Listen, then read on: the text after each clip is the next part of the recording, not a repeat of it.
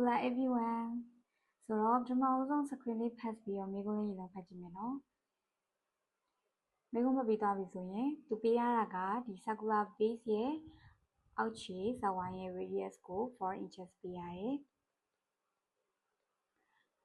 ပြီးသွားရင်ကန်ရဲ့ height ကို8 inches ပေးရတယ်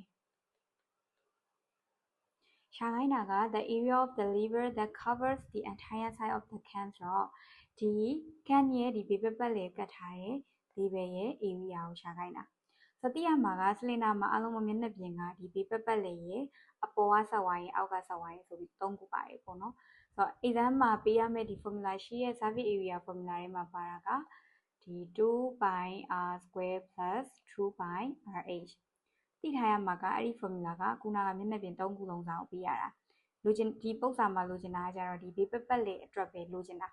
ဆိုတော့အဲ့မှာတို့ကဒီအပေါ်ကဒီဆက်ဝိုင်းဖြစ်တဲ့အတွက်ဆက်ဝိုင်းရဲ့ area က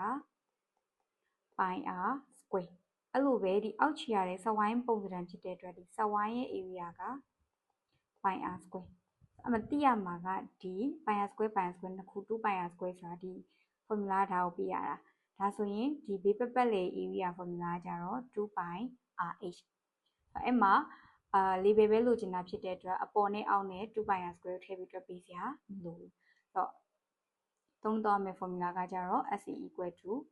2 pi rh ကိုပဲသုံးပြအောင်မယ်ဆိုတော့ answer မှာကသူက pi ကိုမရှင်းတော့ဘူးဆိုရင်ကိုက pi နေရာမှာ 3.14 ထည့်ပေးစရာမလိုဘူးလို့ဆိုတော့2 into